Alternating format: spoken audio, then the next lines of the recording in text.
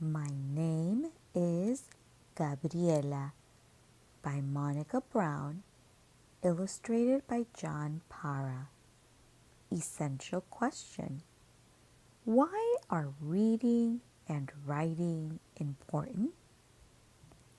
Genre: a biography tells about events in a person's life. As you read, look for information about why a person is important, events in time order. Meet the author, Monica Brown. Monica Brown's daughters think it's pretty cool to have a mom who's an author. At book signings, they'll walk up and announce that it was their mommy who wrote this book. Miss Brown says, the family lives in Arizona, not far from the Grand Canyon. Meet the illustrator, John Para. John Para grew up in California in a home filled with Mexican art, food, and traditions. Today, Mr. Para's colorful artwork can be seen in galleries, on posters and CD covers, and in the pages of children's books. My name is Gabriela Mistral. It is a name I chose myself because I like the sound of it. I love words and sounds and stories.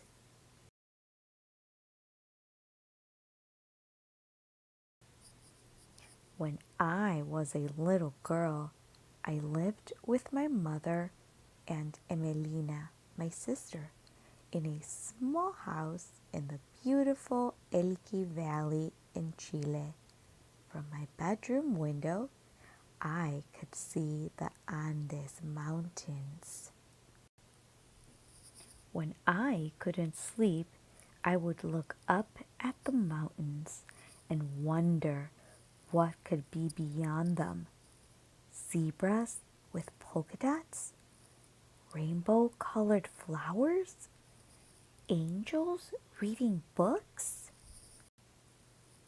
I loved words. I liked the sounds they made rolling off my tongue, and I liked the way they could express how I felt.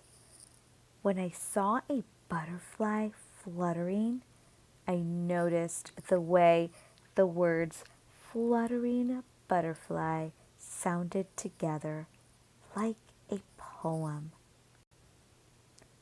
I taught myself to read so that I could read other people's words and stories. I read stories about princes and princesses, about monsters, and about birds and flowers. Analyze the text.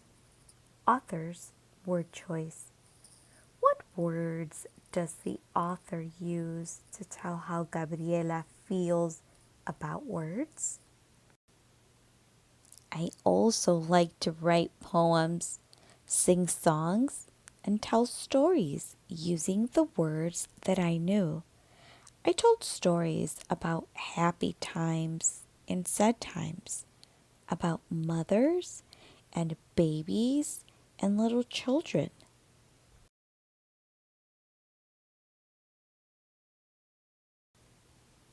I liked to play school with the children of my village.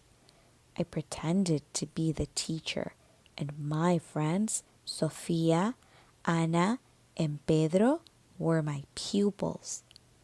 Pedro would always say that I was mean because I made him write his ABCs until he knew all the letters of the alphabet.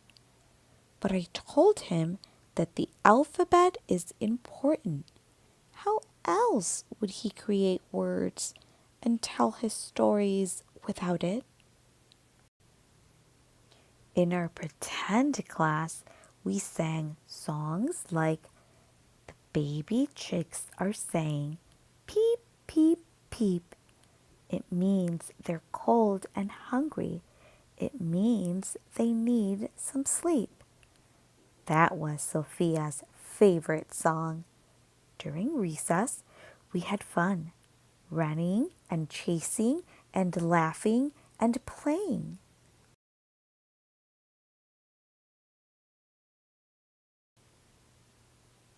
When I grew up, I became a real teacher and writer. I taught the children of Chile, and many of my students became teachers themselves. I still wrote poems, happy poems, sad poems, stories of mothers and children. But I also wrote poems about animals, about parrots and peacocks, and even rats.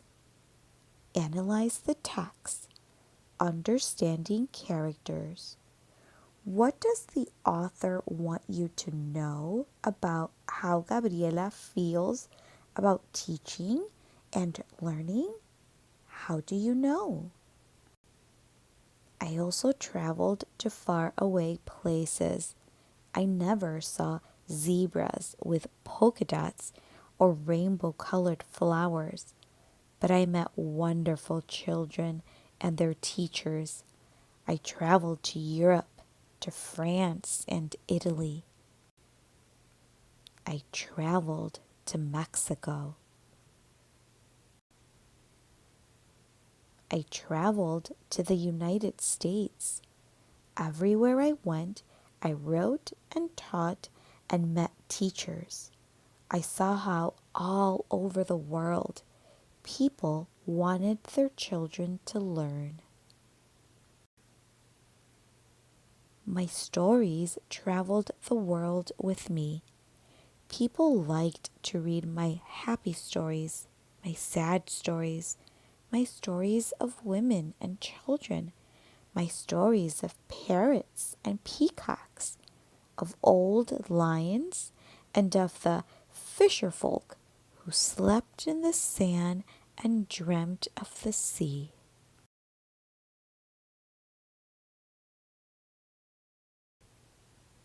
And because people from all over the world loved my stories so, I was given a very special prize, the Nobel Prize for Literature.